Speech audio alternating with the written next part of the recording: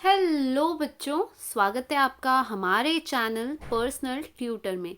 मेरा नाम है ऐश्वर्या शर्मा एंड मैं आपको पढ़ा रही थी chapter number 7 the administration of the Swaraj. तो ये है इस चैप्टर का लेक्चर नंबर 2। तो चलिए स्टार्ट करते हैं हम हमारा चैप्टर। तो बहुत सारी चीज़ें हम ऑलरेडी पढ़ चुके थे and we will start our chapter from the military organisation. There were two main divisions of the army of Shivaji Maharaj, infantry and cavalry.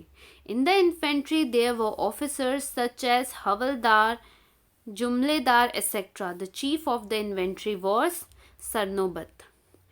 तो शिवाजी महाराज की जो मिलिट्री थी, आर्मी थी, उसका दो मेन डिवीज़न था। एक थे इन्फेंट्री और दूसरे थे कैवलरी। उसमें जो इन्फेंट्री थे उसमें बहुत सारे ऑफिसर्स थे, जैसे हवलदार थे, देन जुमलेदार थे, और इस इन्फेंट्री का जो चीफ था वो था Sarnobat. He was the highest officer in the infantry. In the cavalry, there were two types of cavalrymen, namely Shiledars and Bargirs. The Shiledar had his own horse and weapons. The Bargirs was provided with a horse and weapons by the state. अब दूसरी जो थी cavalry, cavalry मतलब घोड़ों, जहाँ घोड़ों का use होता है ना। इन्फेंट्री मतलब जहाँ पे हाथी वगैरह का यूज़ होता है, दे आर इन्फेंट्री। तो कैवलरी में क्या था, दो टाइप के कैवलरी मैन थे, ठीक है। एक थे शिलेदार्स और दूसरे थे बारगिर्स। अब जो शिलेदार्स थे, इनके अपने खुद के घोड़े होते थे और इनके अपने खुद के हथियार होते थे, और जो बारगिर्स थे, इनको घोड़े और हथियार दोनों ही स्टेट प्रोवाइड करता था। In the cavalry, Bargirs were more in number. The ranks of the cavalry officers were similar to those of the infantry officers. तो कैवलरी में ऐसा था, जो बारगिर्स थे, बारगिर्स कौन थे, जिनको स्टेट ही वेपन और हॉर्सेस प्रोवाइड करता था, तो इनकी नंबर ज़्यादा थी।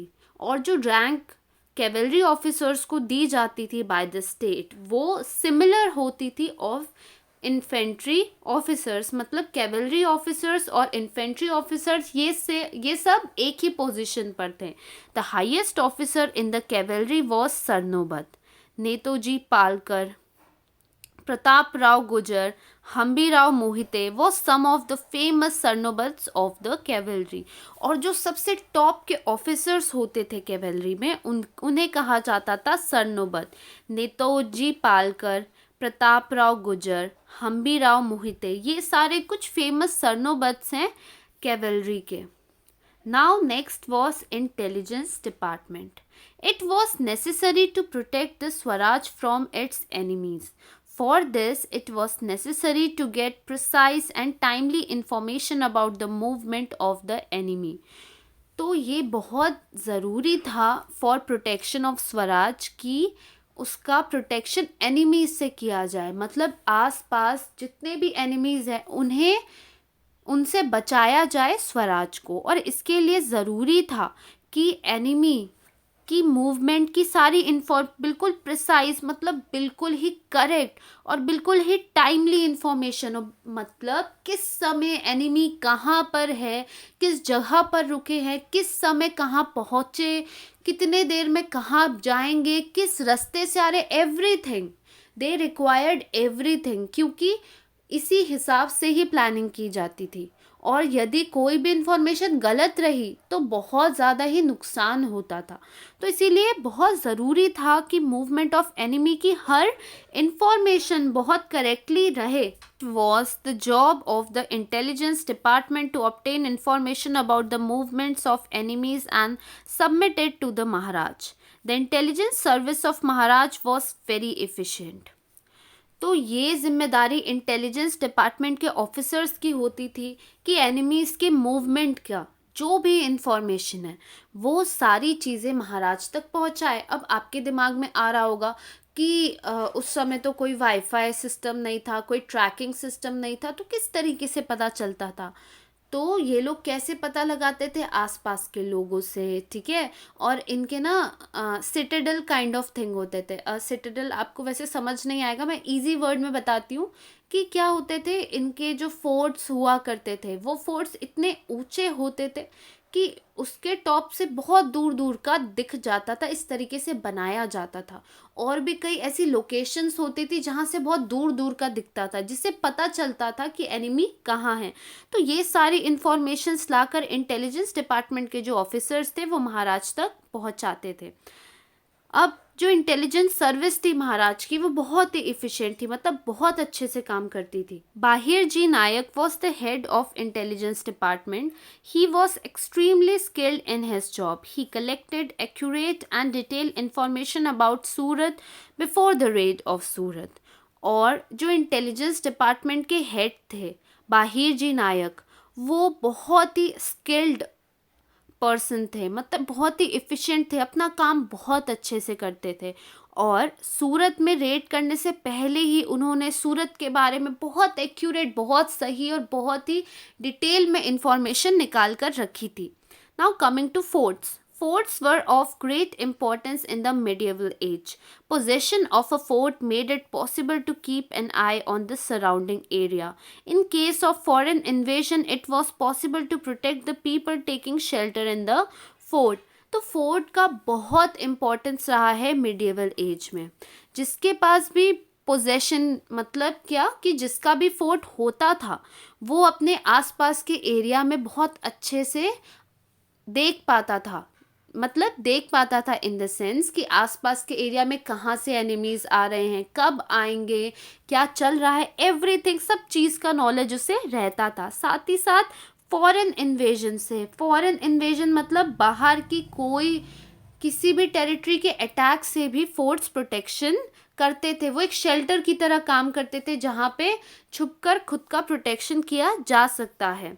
It was possible to stock the fort with food grains, war materials, ammunitions, and military garrisons. The importance of forts in the foundation of Swaraj is well stated in the Ajni Patra. This kingdom was created by the late, revered, and escalated majesty forts alone. तो जो forts हुआ करते थे उनमें ये possible था कि बहुत सारा खाना, वॉर की चीज़ें, है ना, और जो भी खुद के प्रोटेक्शन के वेपन्स हैं, मिलिट्री की चीज़ें हैं, सब चीज़ों को फोर्ट में रखा जा सके। इसलिए इम्पोर्टेंस की बहुत ज़्यादा इम्पोर्टेंस थी फोर्ट की स्वराज के लिए। और इस बारे में अजनी पत्रा में भी लिखा गया है। इसमें कहा गया है कि जो किंगडम था उसे पूरे तरीके से फोर्ट्स पे ही डिपेंडेंट था, मतलब फोर्ट्स ही संभालते थे, काइंड ऑफ, आप समझ सकते हैं। Now do you know the description of the building of forts by Shivaji Maharaj in the treatise Budhbhushanam composed by Chhatrapati Sambhaji Maharaj is remarkable. Shivaji Maharaj की जो भी बिल्डिंग्स थी, ठीक है, क्या बिल्डिंग्स थी, फोर्ट्स थे, उनका जो डिस्क्रिप्शन है वो बुद्धाभूषणम, जो कि छत्रपति संभाजी महाराज ने लिखा है, उसमें बहुत अच्छे से बताया गया है। Shivaji Maharaj built many impenetrable forts on the ridge of plateau in the Sahyadri mountain range in many places from Karnataka up to Baglan. The intention behind it was to protect this earth. Under his successful leadership, these forts were built from the banks of the river Krishna up to the sea in all the four directions. In the Rayari fort, Raja Chhatrapati Shivaji Maharaj remained on the forefront among all kings and was victorious. तो शिवाजी महाराज ने बहुत सारे impenetrable मतलब क्या होता है, जहाँ पे कोई घुस नहीं सकता है, ऐसे फोर्ट्स उन्होंने बनाए थे। कहाँ पे, प्लेट्यू में, जो कि सह्याद्री माउंटेन रेंज में सिचुएटेड है। और बहुत सारी प्लेसेस कर्नाटका से लेके बागलन तक उन्होंने अलग अलग फोर्ट्स बनाए थे। इसका इंटेंशन था टू प्रोटेक्ट दिस अर्थ, हमारी धरती की रक्षा करना। और उन्हीं की लीडरशिप के अंडर बहुत सारे फोर्ट्स अलग अलग बैंक्स ऑफ रिवर कृष्णा से लेकर सी तक चारों डायरेक्शन में बनाए गए थे। अब जो रायारी फोर्ट था वो राजा छत्रपति शिवाजी महाराज उसमें रहे थे on the forefront among all Kings, बहुत सारे अलग अलग किंग्स के साथ, और वो बहुत ही विक्टोरियस था। There were about 300 forts in the Swaraj. Maharaj spent a considerable amount of money on the building and repairs of these forts. He built hill forts like Pratapgarh, Pavagadh, and Rajgarh. There was Kiledar, a subnis, and a karkhanas of every fort. The karkhanas looked after the storage of food grain and the maintenance of war material on the fort. तो महाराज के under लगभग 300 forts थे जो बनाए जा चुके थे। महाराज ने बहुत सारा पैसा इन फोर्ट्स की बिल्डिंग बनाने और इनको रिपेयर करने में खर्च किया था।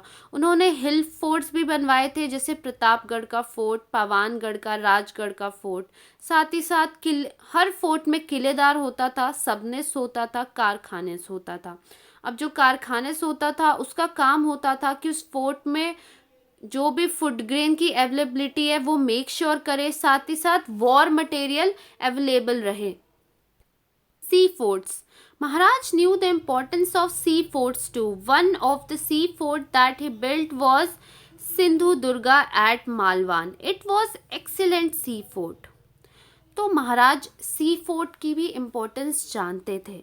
वो ये जानते थे कि सी फोर्ट कितना ज़रूरी है, इसीलिए उन्होंने एक सी फोर्ट बनवाया था सिंधु दुर्गा में, जो कि मालवान पे है, और वो बहुत ही एक्सीलेंट सी फोर्ट था। To give strength to the construction of the fort 5 khandis of lead was poured into its foundation. A sea fort called Padma Durga was built in front of Rajpuri in order to counter the Siddhi power. About this fort, Maharaj has said in a letter that by constructing Padma Durga, he had sent up another Rajpuri to overshadow the Rajpuri of the Siddhi. Forts की जो strength है वो बहुत ज़्यादा रहे, इसलिए महाराज ने 5 खदीस of lead लगवाए थे अपने फोर्ट्स पे।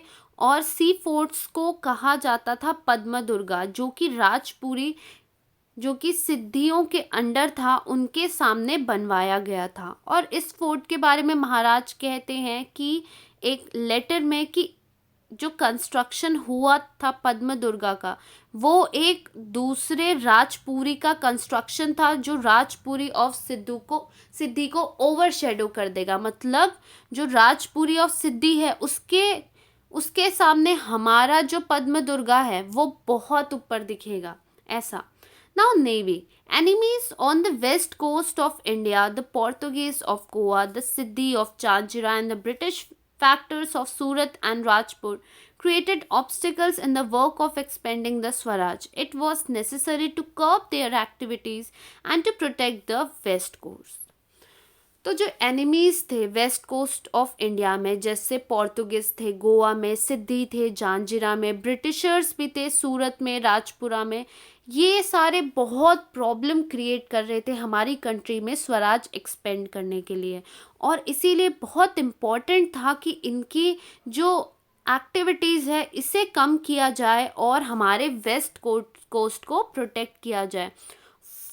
For this purpose, Maharaj raised a navy. He realized that the one who has a navy controls the sea. Maharaj had great foresight. So for this purpose, Maharaj ने navy race करवाई और महाराज को ये समझ आ गया था कि जिसके पास नेवी होती है वही सी को कंट्रोल करता है। महाराज बहुत आगे की सोचते थे। There were 400 ships of various kinds in his navy. They included battleships like Gurab, Galbat, and Pearl. Ships were built in the creek of Kalyan, Bhiwani, Vijay Durga, and Malwan. Mainak, Bhandari, and Daulat Khan were the chief naval commanders. तो लगभग 400 ships थे महाराज के navy में, और उसमें battle ship भी थे जो लड़ाई पे जाते थे, जैसे गुराब, गलबत, पाल। और शिप्स को जिन लोगों ने बनवाया था, शिप्स जिन जगहों पर थी, जैसे कल्याण, भिवांडी, विजय दुर्गा, मलवान, मायनक, भिवांडी, दौलत खान, ये सारे चीफ नेवी ऑफिसर्स थे of the ship. Now, concerned for the welfare of his subject, Maharaj did not work only with limited ambition of conquering enemy territories, and establishing dominance like other things. His main objective was to make his subjects independent. He was aware that if his subjects were to really get the joy of freedom, it was necessary to have a disciplined administration, take comprehensive care of people's welfare, and to protect the conquered territories. तो महाराज का एक छोटा सा ambition नहीं था कि जो enemy है उसकी टेरिटरी को जीतना और वहाँ पे अपना डोमिनेंस सेटअप कर लेना। नहीं, महाराज को जो ऑब्जेक्टिव था वो था इंडिपेंडेंस। वो इस चीज़ से अवेयर थे कि हमारी कंट्री में जॉय उसी समय आएगा जब हमारी कंट्री में फ्रीडम आएगा, और इसके लिए सबसे पहला ज़रूरी है कि एक अच्छा डिसिप्लिन एडमिनिस्ट्रेशन हो। साथ ही साथ महाराज मेक श्योर करते थे कि लोगों का वेलफेयर हो और अपनी जीती हुई टेरिटरीज को प्रोटेक्ट करते थे। Maharaj was not merely a ruler, he was a watchful administrator who cared for his people's welfare. This is clearly seen in his administration of the state. महाराज सिर्फ एक रूलर नहीं थे जो राजपाट करने आए थे, एक बहुत अच्छे एडमिनिस्ट्रेटर थे जो लोगों के वेलफेयर, सिर्फ लोगों की भलाई के लिए काम करते। शायद वो किंग की पोजीशन भी नहीं लेते यदि ज़रूरत नहीं होती तो, लेकिन उन्हें ज़रूरत थी इसलिए उन्होंने ली, लेकिन वो काम सिर्फ अपने देश और अपने लोगों के लिए ही किया करते थे, और ये इस चैप्टर से हमें क्लियर हो गया। इस चैप्टर को यहीं पे ख़त्म करते हैं। नाउ यदि आपको कोई भी डाउट हो तो आप हमें कमेंट सेक्शन पे पूछ सकते हैं। Thank you for watching.